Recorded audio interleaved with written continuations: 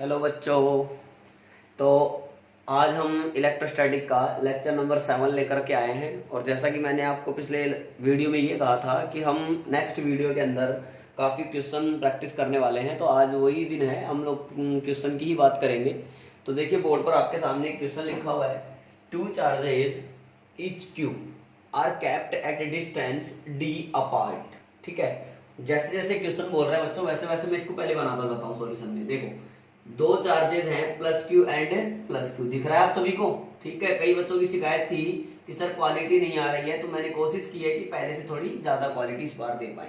Plus Q and plus Q एक दूसरे से कितनी दूरी पर रखे हुए बच्चे? डी दूरी पर रखे हुए हैं। ठीक है, अब बोलता है what charge must be kept at mid point, यानी चार्ज की क्या वैल्यू हो मिड पॉइंट पर, माना कि क्यू हो, so that entire system is in equilibrium, ताकि पूरा सिस्टम, पूरा निकाय साम्य अवस्था में रहे। अगर इस कैपिटल क्यू को मिड पॉइंट पर रखा है तो इसकी दूरी कितनी हो गई? d/2, और यहां से भी दूरी कितनी हो गई बच्चों? d/2। अब ध्यान रखना, जब भी सिस्टम की बात करेगा कि सिस्टम अगर इक्विलिब्रियम में है तो सिस्टम का किसी एक चार्ज पर लगने वाला, यानी सिस्टम के किसी भी एक पॉइंट चार्ज पर लगने वाला नेट फोर्स 0 होगा, तभी सिस्टम इक्विलिब्रियम में रह सकता है। मेरी बात समझिए, मेरा कहने का मतलब ये नहीं है कि केवल एक ही चार्ज पर नेट फोर्स 0 होगा, मतलब सिस्टम के हर एक पॉइंट चार्ज पर नेट फोर्स 0 होना चाहिए। लेकिन हम अगर इस थर्ड पॉइंट चार्ज की वैल्यू निकालना चाहते हैं और नेचर निकालना चाहते हैं, तो इसके लिए सिस्टम के किसी एक पॉइंट पर प्लेस्ड चार्ज का नेट फोर्स 0 कर डालिए, आंसर आ जाएगा। जैसे मान लीजिए मैंने इस वाले चार्ज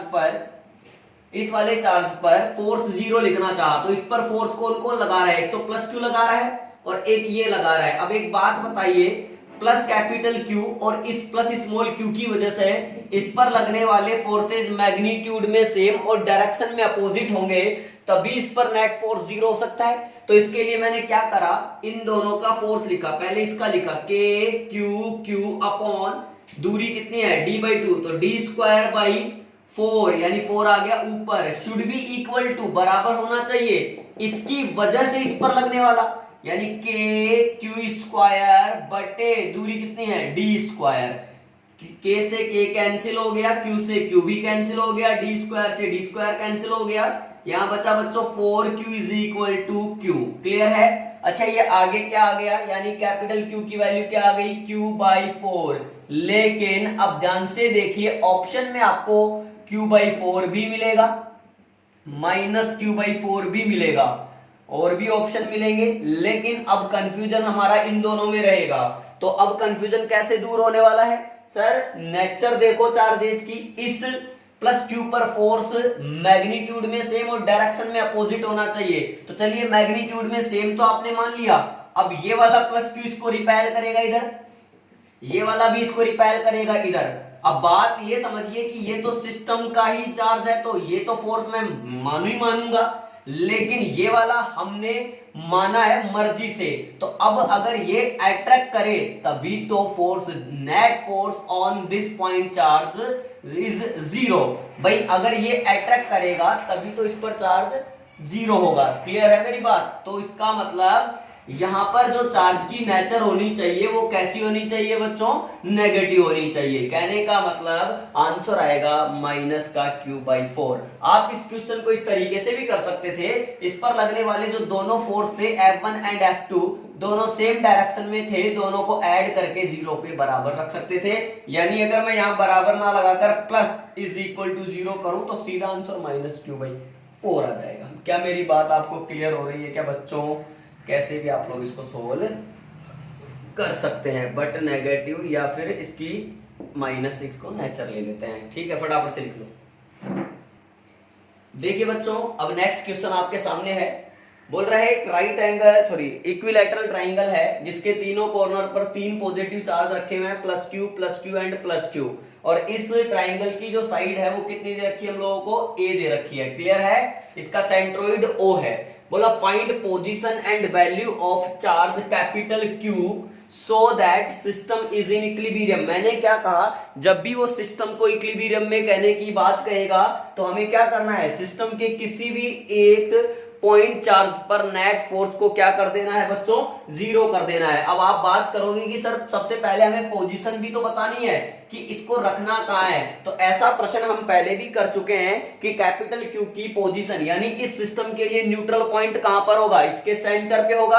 आप खुद समझिए, मैंने कहा था ये ऐसे फोर्स लगाएगा, मैं दोबारा से बना देता हूं, ये ऐसे फोर्स लगाएगा, ठीक है क्या, और ये वाला ऐसे फोर्स लगाएगा। इन दोनों का फोर्स ऊपर चला जाएगा, क्योंकि ये एंगल 120 डिग्री था, तो इन दोनों का जो फोर्स था वो एक ही एफ आ गया, ये भी एफ आ गया, नेट फोर्स यहाँ कितना हो गया बच्चों, जीरो हो गया। तो पोजीशन तो हमें पता चल गई कि इस इक्विलैटरल ट्राइंगल के अगर सेंट्रोइड पर प्लस क्यू को रख दिया जाए तो नेट फोर्स उस पर क्या होगा, जीरो होगा। चलिए मैं इसको सॉल्यूशन में अच्छे से आपको समझाता हूं ना। इस क्वेश्चन में तो इसको ऐसे कैसे रहने देते हैं अपन, ये प्लस क्यू था, ये भी प्लस क्यू था, ये प्लस क्यू था, ये ए है, ए है, ए है, क्लियर है, ये ओ पॉइंट है। तो मैंने क्या करा, मेरे सॉल्यूशन के अंदर ही इस प्लस कैपिटल क्यू को यहां रख लिया, समझना बात को। अब मैंने क्या समझाया था, किसी एक पॉइंट चार्ज पर नेट फोर्स जीरो कर लो। मैं कर रहा हूं बच्चों, देखो इस पर कर रहा हूं, इसकी वजह से फोर्स लगा इधर, कितना लगा लिख लो, के क्यू स्क्वायर बटे ए स्क्वायर, ये वाला भी लगाएगा इधर, के क्यू स्क्वायर बटे ए स्क्वायर। ध्यान से देखना, ये 60 डिग्री है, ये भी 60 डिग्री है, ये भी 60 डिग्री है, और अगर ये 60 डिग्री है तो बच्चों ये कितना है, 60 डिग्री है। बात समझ में आ रही है। अब इन दोनों का रिजल्टेंट परिणामी √3, सही ना यार, कर चुका है ऐसे, √3 के क्यू स्क्वायर बटे ए स्क्वायर, बचा ये वाला प्लस कैपिटल क्यू, मान लिया, मुझे नहीं पता प्लस का आएगा कि माइनस का, मैंने प्लस का मान लिया। अब ये वाला इस पर फोर्स इस तरफ ही लगाएगा, और कितना लगाएगा बोलना जरा, के क्यू क्यू, यहां पे प्लस क्यू है ना, के क्यू क्यू बट्टे, अब ये दूरी कितनी होती है बच्चों, ये दूरी हमें आनी चाहिए। देखो मैं आपको इसको एक 9th क्लास का कॉन्सेप्ट बताता हूं। बहुत सारे बच्चों की समस्या रहती है कि सर ये डिस्टेंस आपने कैसे निकाली, तो ये डिस्टेंस कैसे निकालेंगे, देखो 9th क्लास का कॉन्सेप्ट एक छोटा सा देखिए बच्चों। अपन कोई भी त्रिभुज जो होता है, कोई भी जो ट्राइंगल होता है, या उसका जो सेंट्रोइड होता है, वो मीडियन को 2:1 में डिवाइड करता है। जैसे मैंने कहा ए बी और सी, और ये हो गया मीडियन, ये पॉइंट है ओ, तो ये 2:1 में डिवाइड करता है। अब मैं कहूं कि ये ए है, ये ए है, तो ये कितना हुआ a/2, ये कितना हुआ a/2। अब ध्यान से समझना, आपको AO निकालना है या CO निकालना है या BO निकालना है, बात एक ही है। तो मैं AO निकाल के बता देता हूं, तो जरा ध्यान से देखना, AO ratio OD is equal to 2:1। यहां से AO कितना आएगा, 2/3 इंटू AD, टोटल डिस्टेंस। अब AO की वैल्यू देखो, 2/3 इंटू AD। बच्चों अगर ये A है, ये a/2 है, तो पाइथागोरस थ्योरम लगाओ, √(a² माइनस a², देखो मैं इधर लिख देता हूं, AD की वैल्यू आने वाली है √(a² माइनस a²/4, यानी √3a/2, हाँ या ना, यहां पुट कर दिया √3a/2, 2 ने 2 को मार दिया। अब ये 3 है तो इसको लिख सकता हूं √3 इंटू √3, तो ये √3 से √3 भी मर जाएगा, आंसर आएगा a/√3। ओ माय गॉड, तो यहां पर ये फोर्स कितना आएगा, के क्यू क्यू बटे इस दूरी a/√3, a/√3 का स्क्वायर, तो नीचे a² लिख देता हूं, √3 का स्क्वायर ऊपर चला गया, यानी ये हो गया 3, इसको 3 लिख देता हूं। अब क्या करना होगा बच्चों, नेट फोर्स जीरो करना होगा, तो चलो करते हैं। देखिए कितना आएगा, √3 के क्यू स्क्वायर बटे a² plus k q q upon a² into 3 is equal to 0। अब देखिए k जो है कॉमन आकर के 0 में चला जाएगा, यहां से q भी कॉमन आके 0 में चला जाएगा, a² भी कॉमन आके 0 में चला जाएगा। बाकी को आप सोल्व कर सकते हैं, क्लियर है, इस तरह से आप आंसर निकाल सकते हैं। ठीक है बच्चों, नोट कर लिए बच्चों, नोट कर लिए यहां तक। अब देखिए आगे आप, है ना, अब इसको आगे सोल्व करें तो कैसे कर सकते हैं, आप खुद समझदार हैं, फिर भी मैं आपको थोड़ा सा बता देता हूं। लो, √3 कॉमन, k कॉमन, q भी कॉमन, a² भी कॉमन, सही। क्या बचा, एक अंदर तो q बचा, देखो इसका बचा कि नहीं बचा, प्लस प्लस प्लस, k बाहर आ चुका है, स्मॉल क्यू बाहर आ चुका है, नीचे से ए स्क्वायर बाहर आ चुका है, और 3 में से √3 बाहर आ चुका है, तो यहां बचा √3 कैपिटल क्यू, और यहां बचा =0। अब आंसर आपको पता है ये पूरा 0 में चला गया है, तो क्यू की वैल्यू आ गई है बच्चों, क्यू बराबर -√3। इतना आंसर होना चाहिए। क्या मेरी बात क्लियर है क्या? ओके बच्चों, अब नेक्स्ट क्वेश्चन करते हैं। देखिए अब नेक्स्ट क्वेश्चन क्या है जरा समझते हैं। अब मैं क्या करूं, अगर एक right angle sorry equilateral triangle की बजाय एक स्क्वायर यूज कर लूं, ठीक है, क्या यूज कर लूं बच्चों, एक स्क्वायर, इस पर plus Q plus Q plus Q, और ये भी कितना है प्लस क्यू, और ये इसका सेंटर हो गया। फिर से वही बात बोली जाए कि find position and value of charge Q so that system is in equilibrium. तो आपको पता है सेंटर पे होगा तभी 0 होगा, क्योंकि ये इधर से लगाएगा वो उधर से लगाएगा, कैंसिल, ये इधर लगाएगा ये इधर लगाएगा, कैंसिल। ये ऐसा क्वेश्चन मैं करवा चुका हूं। अब मेरे को ये बोला गया है कि सिस्टम इक्विलिब्रियम में रहे, तो सिस्टम इक्विलिब्रियम में रहने के लिए सिस्टम के किसी एक चार्ज पर लगने वाला नेट फोर्स 0 होना चाहिए। तो जरा देखते हैं बच्चों, ये प्लस क्यू ये प्लस क्यू ये प्लस क्यू, मैंने क्या करा, इस पॉइंट चार्ज पर फोर्स 0 करने की कोशिश करी। तो पहले इन तीनों की वजह से लिखा, इसकी वजह से आएगा इतना के क्यू स्क्वायर बटे ए स्क्वायर, इसकी वजह से आएगा के क्यू स्क्वायर बटे ए स्क्वायर। इन दोनों का परिणामी, चूंकि ये 90 डिग्री पर है तो आएगा √2 के क्यू स्क्वायर बटे ए स्क्वायर। क्लियर?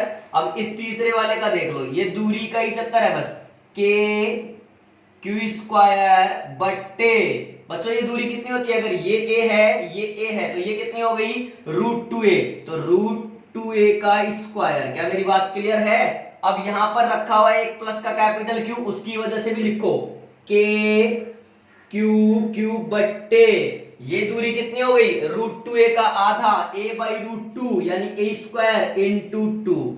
क्या मेरी बात क्लियर है क्या? एक फोर्स ये लगेगा एक फोर्स ये लगेगा एक फोर्स ये लगेगा, तीनों फोर्स को ऐड करके 0 के बराबर कर लो, तो 2k बटे a square plus k Q square upon 2a square plus √2 के क्यू स्क्वायर अपॉन ए स्क्वायर बराबर 0। अब इसको थोड़ा सोल्व करेंगे तो आंसर जो है वो इजी वे में आ जाएगा। क्लियर है? ठीक है बच्चों, तो देखो इसके आगे अब सोल्व करना बिल्कुल इजी है। आप क्या करें, जो कॉमन दिख रहा है वो कॉमन लेते लिए, तो के क्यू बटे ए स्क्वायर कॉमन आ रहा है, तो के क्यू बटे ए स्क्वायर कॉमन आ गया। क्या क्या बचा, यहाँ क्या बचा 2q, शाबाश 2q plus plus plus k Q बटे ए स्क्वायर, तो यहां बचा q/2, शाबाश, प्लस यहां बचा √2q बराबर 0। ये 0 में चला गया, इन दोनों को सोल्व कर लिया, 2q प्लस, तो बच्चों ये कितना आएगा जरा देखो सोच कर बताओ, q प्लस 2√2q बटे 2 बराबर 0। अब कैसे भी करो यार, इसको ऐसे कर लो, 4q, आपको कैपिटल Q चाहिए कि क्या चाहिए, कैपिटल Q चाहिए तो उसको उधर ले जाओ, फिर कैपिटल Q बराबर माइनस ऑफ, बोलो q/4, देखो q/2 है ना ये, तो ये वाला 2 और डिवाइड हो गया तो q/4 प्लस, अब इसमें ये 2 से 2 कट जाएगा ना, तो √2q/2, तो इसको थोड़ा और सोल्व कर लोगे तो क्या बनेगा, इस √2 को इससे काट दो तो √2 से ये √2 कट जाएगा, तो तुम्हारा q बराबर आएगा minus q/4 plus q/√2। This is answer. Okay बच्चों, गोट माय पॉइंट, फटाफट से छाप लो। तो बच्चों अभी तक आपने जो क्वेश्चन लिख लिया होगा, समझ में भी आ गया होगा। अब अपन एक कॉन्सेप्ट की बात करते हैं, काफी इंपॉर्टेंट कॉन्सेप्ट है समझना अपन ना। पहले कॉन्सेप्ट समझेंगे, फिर अपन क्या करेंगे, इस कॉन्सेप्ट को समझ करके इलेक्ट्रोस्टैटिक को एसएचएम के साथ में रिलेट करेंगे और उस पर बेस्ड कुछ क्वेश्चंस देखेंगे। क्लियर है? पहले आप मेरा कॉन्सेप्ट समझिए, मैं क्वेश्चन के माध्यम से इस कॉन्सेप्ट को क्लियर करता हूं। देखिए आप, जो क्वेश्चन है वो किस तरह से बोला कि 2 + q चार्ज है, ठीक है बच्चों, है ना। और बोल रहा है कि एक और कोई चार्ज है कैपिटल क्यू, ठीक है, वो यहां रखा हुआ है मिड पॉइंट पर, ठीक है, हमें पता है। अब बताना है कि स्टेबल इक्विलिब्रियम में है, अनस्टेबल इक्विलिब्रियम में है, या किस तरह से है ये वाला चार्ज। तो ये तो पता है कि अगर ये मिड पॉइंट पर है तो इक्विलिब्रियम में तो है, पक्की बात, क्योंकि इस पर नेट फोर्स 0 है। अब ये पता कैसे चले कि स्टेबल इक्विलिब्रियम में है या अनस्टेबल इक्विलिब्रियम में है। तो बच्चों ध्यान रखना, स्टेबल इक्विलिब्रियम में तो कब होगा, अगर हम इस थर्ड पॉइंट चार्ज को किसी भी एक चार्ज की तरफ थोड़ा सा स्लाइटली डिस्प्लेस्ड करेंगे, और स्लाइटली डिस्प्लेस्ड करने पर अगर ये चार्ज अपनी मीन पोजीशन पर वापस आने की कोशिश करता है, then we can say that this charge is in stable equilibrium.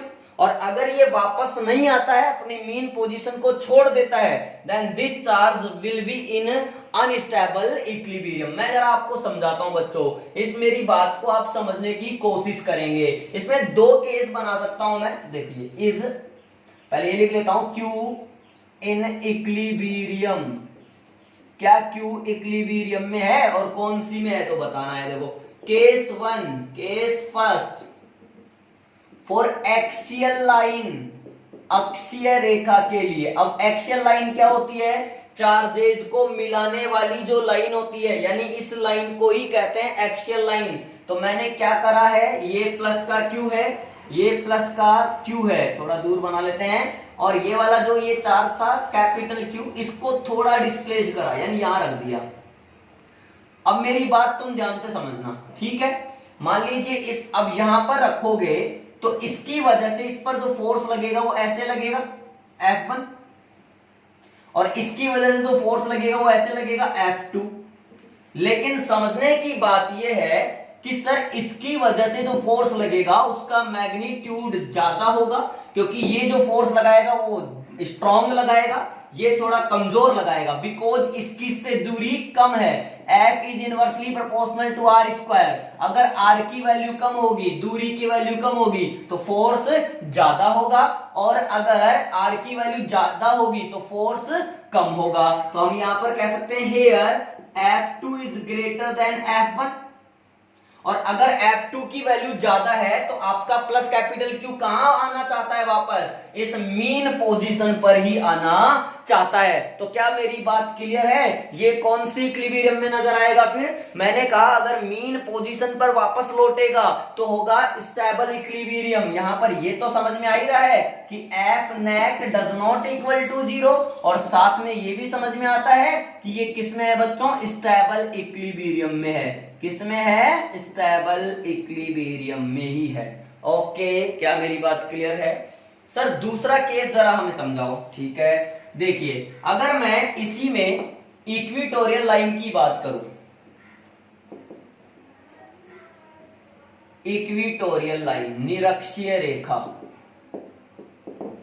तो ध्यान से समझना,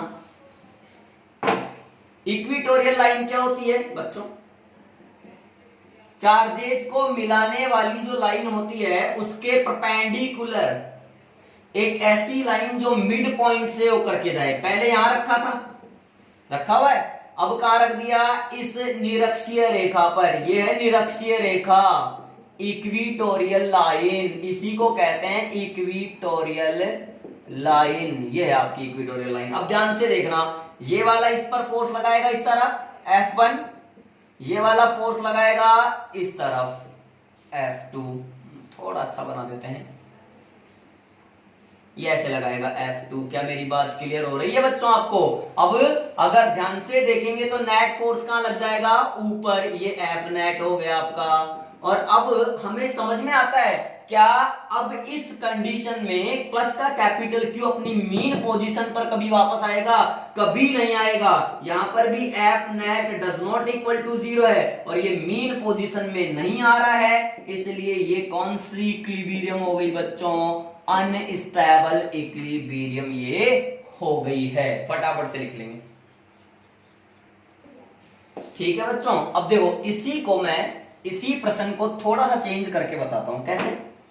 यहां प्लस कैपिटल Q की जगह मान लो माइनस Q आ जाए, नेक्स्ट है। हाँ, अब क्या करेंगे सर, वही केस बना के बताओ, ठीक है। केस 1 फॉर एक्सियल लाइन, अक्षीय रेखा के लिए।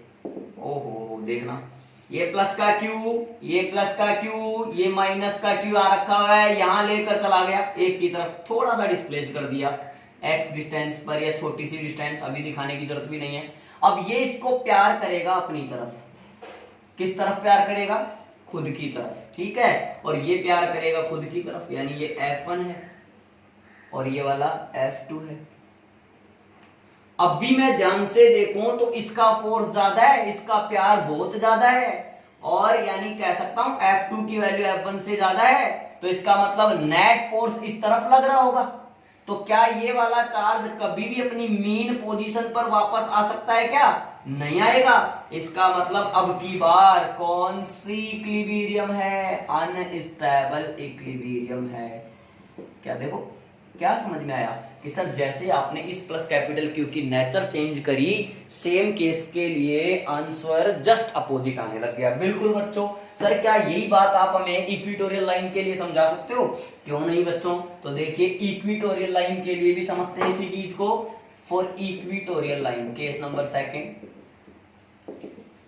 Equatorial line. इक्विटोरियल लाइन मैं आपको बता चुका हूं, देखो क्या होती है।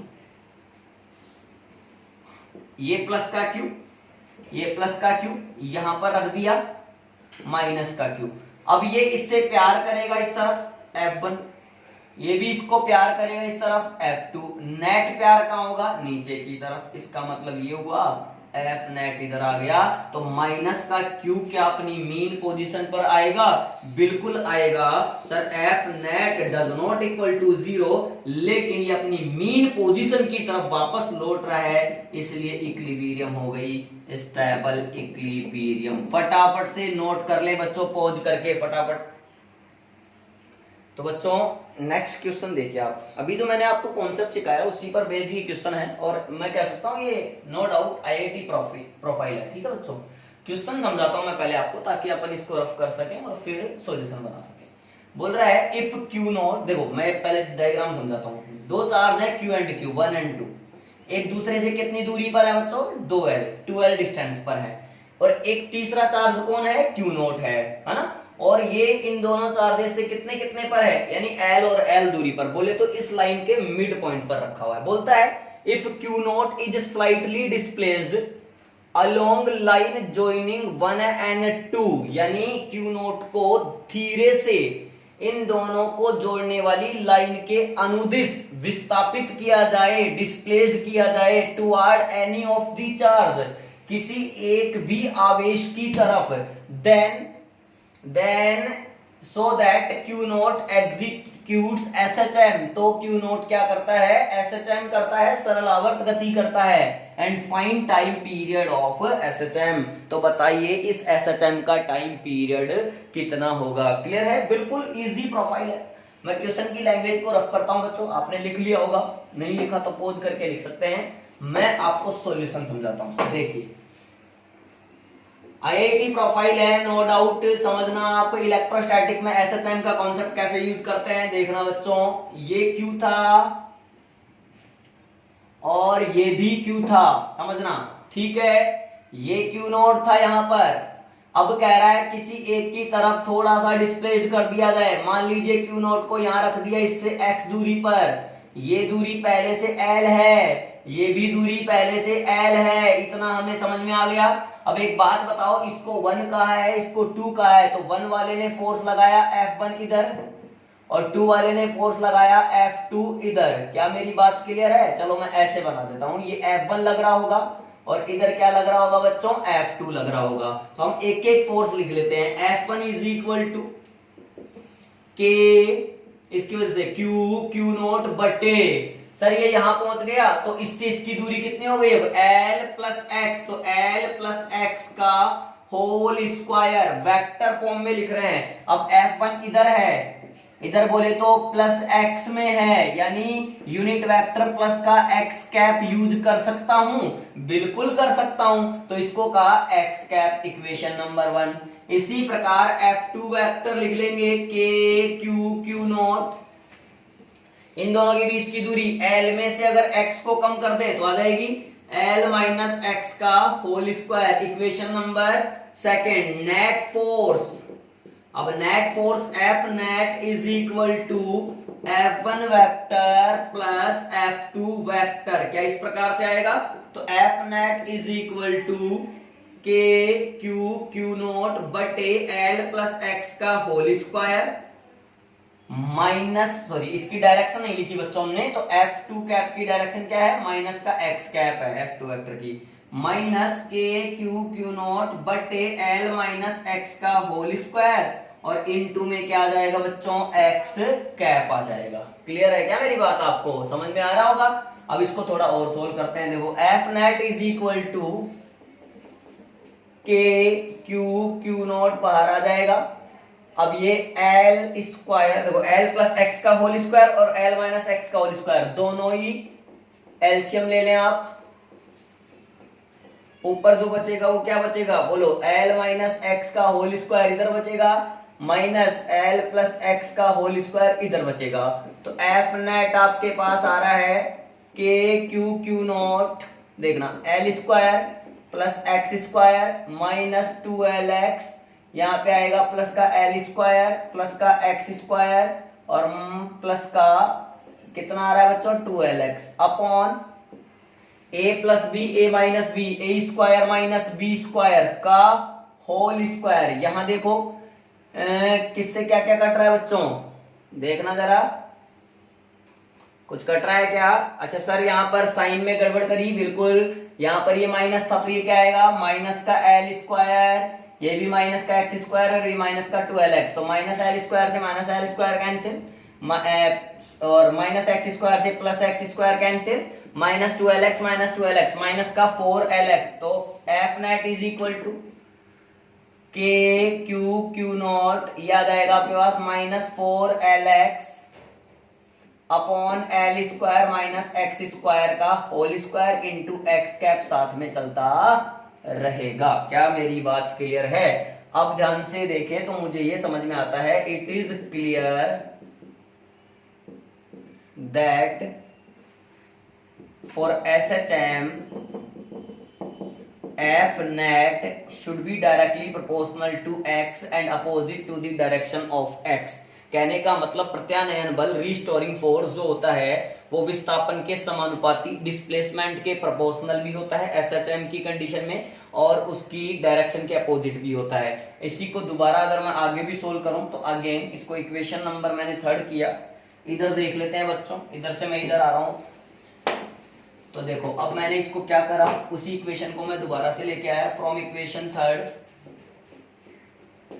तो एफ नेट 4 माइनस का 4 के क्यू नॉट एल एक्स बटे एल की पावर 4। अगर एल इज ग्रेटर देन क्या है? एक्स है, तो ये कट जाएगा बच्चों।